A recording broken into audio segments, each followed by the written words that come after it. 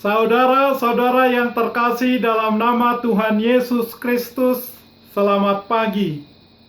Selamat berakhir pekan. Dimanapun Anda berada, sedang di rumah, atau sedang dalam perjalanan, di tempat bekerja, mari berhenti sejenak untuk beribadah. Marilah kita menyanyi buku Ende HKBP nomor 186 ayat 1. Jatuh berdoamu sakina mengapui rohaki napatiur mendeloki mulus diban lakaku sunung tukang rohaki pinani debataku pentingna dulu baku. Kasih karunia dan damai sejahtera dari Allah Bapa dan dari Kristus Yesus Tuhan kita menyertai saudara-saudara. Amin. Saudara-saudara yang terkasih, renungan harian Sabtu 25 Juli 2020 dari kitab Mazmur pasal 119 ayat 130 mengatakan, bila tersingkap firman-firman-Mu memberi terang, memberi pengertian kepada orang-orang bodoh. Dalam bahasa Batak Toba mengatakan, pangukapon diakka hatamido patiur parnidaan, marrohaihon akka naoto. Demikian firman Tuhan. Saudara-saudara, belakangan ini perkembangan teknologi memiliki kecenderungan dapat mendekatkan jarak yang jauh bagi yang menggunakannya dan menjauhkan jarak yang dekat pula. Dengan teknologi, kita dapat berkomunikasi jarak jauh. Misalnya menggunakan telepon, fasilitas SMS, WA, dan belakangan ini ada Google Meet, ada Zoom, dan macam-macam yang lainnya, sehingga bisa melihat wajah dari teman berbicara kita. Di sisi lainnya, beberapa hasil teknologi bisa membuat yang dekat menjadi jauh. Coba kita lihat saja di pusat-pusat pasar, bahkan di gedung gereja sekalipun. Orang bisa satu bangku duduk bersama, tetapi tidak saling menyapa, asik dengan gadget, asik dengan handphone masing-masing, dan hampir tidak punya waktu untuk memperhatikan lingkungan di sekitar mereka. Cerita ini membuat saya sedikit merenung. Apakah Tuhan kita yang kita sembah, yang adalah Tuhan yang jauh, atau Tuhan yang dekat, karena Dia berada di sorga, jauh, atau karena Dia ada beserta kita, dekat. Apakah Tuhan memperhatikan saya dari surga sana? Atau apakah Tuhan yang ada di dekat saya tidak memperhatikannya, dan saya selalu sibuk dengan urusan saya sendiri? Bagi orang percaya, tubuh kita sesungguhnya adalah bait Allah, tempat Tuhan tinggal. 1 Korintus 6 ayat 19. Itulah mengapa penting bagi kita untuk mengundang Tuhan selalu datang dan selalu tinggal di hati kita. Wahyu 3 ayat 20. Sehingga Tuhan juga menjadi raja di dalam hati dan di dalam kehidupan kita.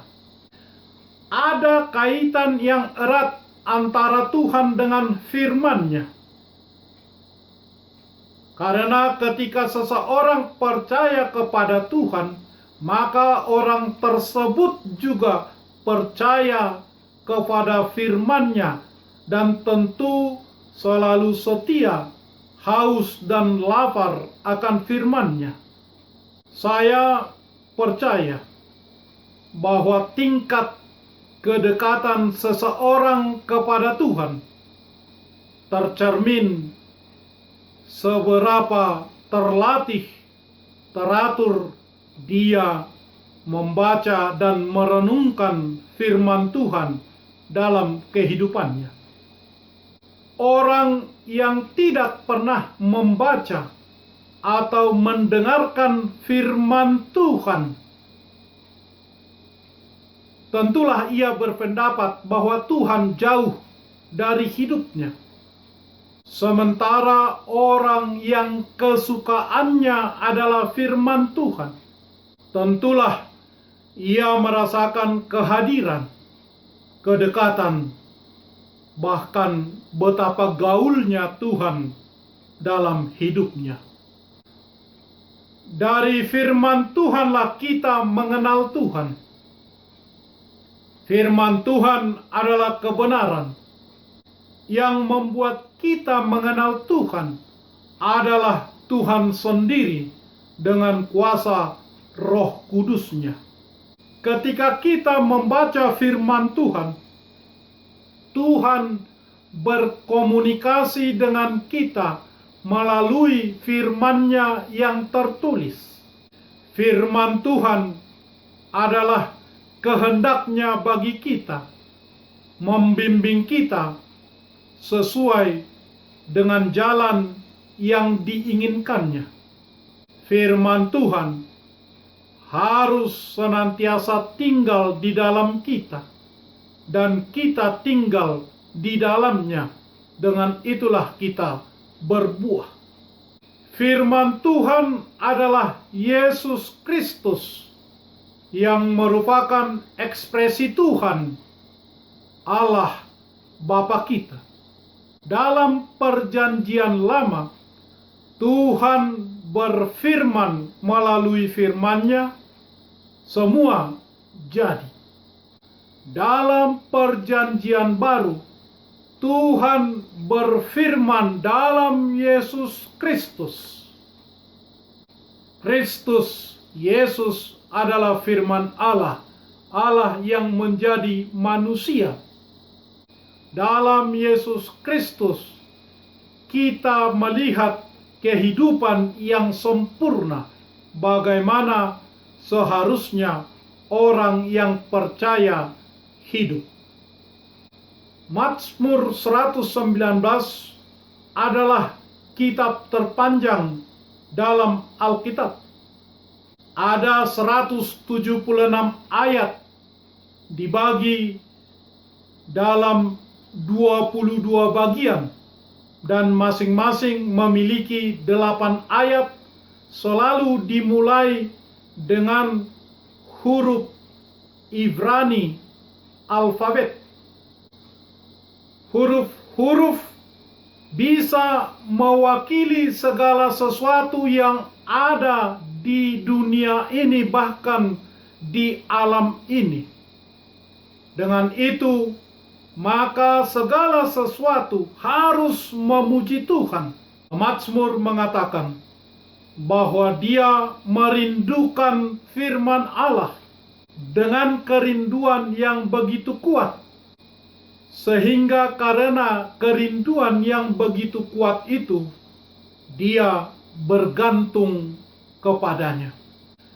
Yesus berkata, "Barang siapa memegang perintahku dan melakukannya, dialah yang mengasihi aku.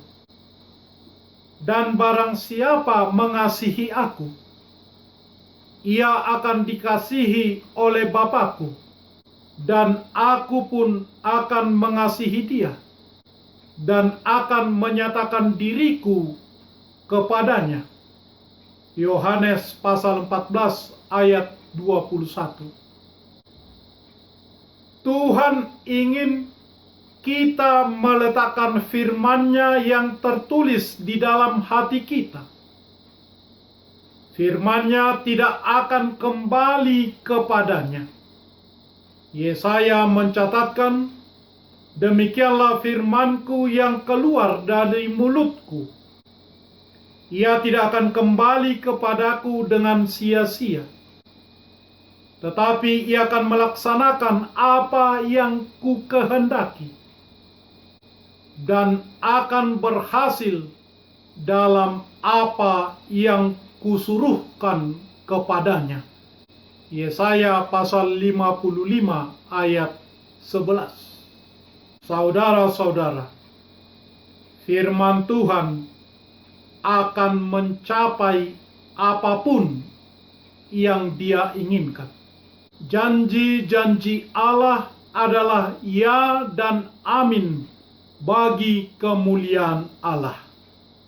Amin. Marilah kita berdoa.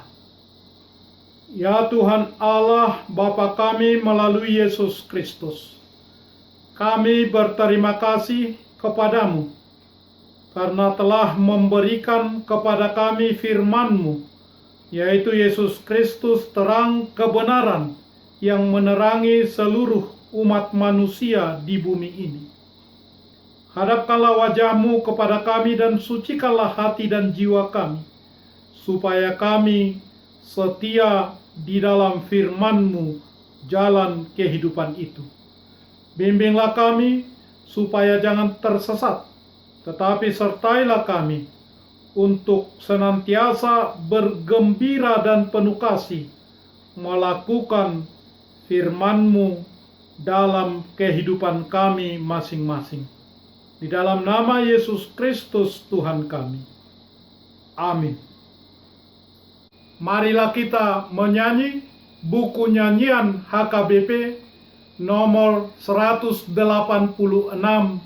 ayat 1. Tuhankulah harapanku yang memberi penghiburan, yang menerangi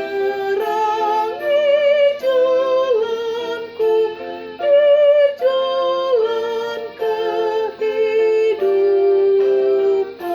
Hatiku pun senang tentram karena kasih Allah-Ku. Perintah-Mu pedomanku. Anugerah Tuhan kita Yesus Kristus, kasih setia Allah Bapa, dan persekutuan dengan Roh Kudus menyertai saudara-saudara. Amin.